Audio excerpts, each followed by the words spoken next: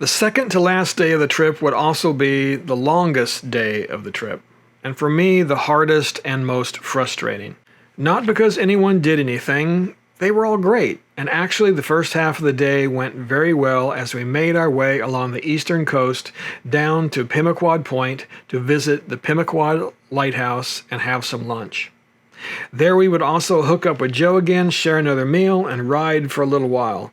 Once again, it was great to see him. It was after that I ran into a little, and my friend Richard will not be surprised to hear this, but I ran into a little GPS trouble. The plan was to head back to Route 1 and then pick up I-95 to get us around Portland, Maine, and then eventually we'd get back to the coastal roads and make our way through Kennebunkport and into York, Maine for the evening. The problem was that my BMW Nav 6 decided it wanted to pick that time to not cooperate with me. No matter what I did, I could not get the thing to work properly. Unfortunately, the Nav 6s are known for this, and it looks like I am going to be getting my third replacement unit. Hopefully, one of these days we can get one that will actually work consistently. So I was a little bit frustrated, and a few F-bombs were of course thrown. Luckily, Paul, one of the guys riding with us, knows the area very well, and he was able to take up the lead and get us to the hotel down some beautiful back roads along the beach. So the lesson for me here is that when I'm leading a tour, I need to always have a backup.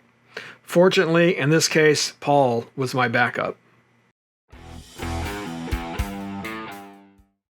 After checking into the hotel, we had another great meal before getting ready for the next day and heading home. And I tell you, I have no idea how we did it, but I actually managed not to gain weight on this trip. We ate extremely, extremely well, had some fantastic meals on this trip, and I expected to be about 5 pounds heavier, but I was the same as I was when I left.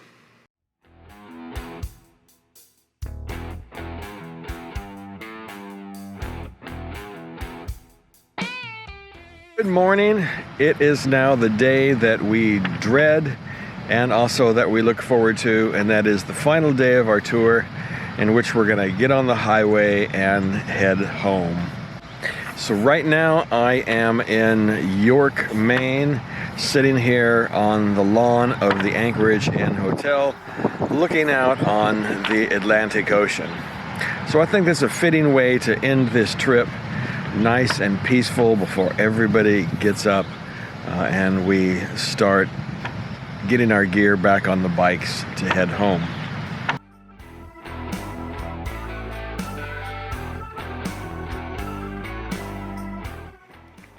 For day 10, we decided to leave early at 8 a.m. and make our way over to a local restaurant for breakfast. Once again, I let Paul take the lead as he navigated us via some beautiful back roads for our last meal of the trip. After a great breakfast, we said our goodbyes and jumped on the highway for a 2-hour stretch on Interstate 495. Unfortunately, this is how most of our adventures begin and end back here on the East Coast, with a few miles on the interstate. It is just the nature of the beast when we live where we do. In order to get home from these remote areas, we must make our way to and from those areas on the super slab.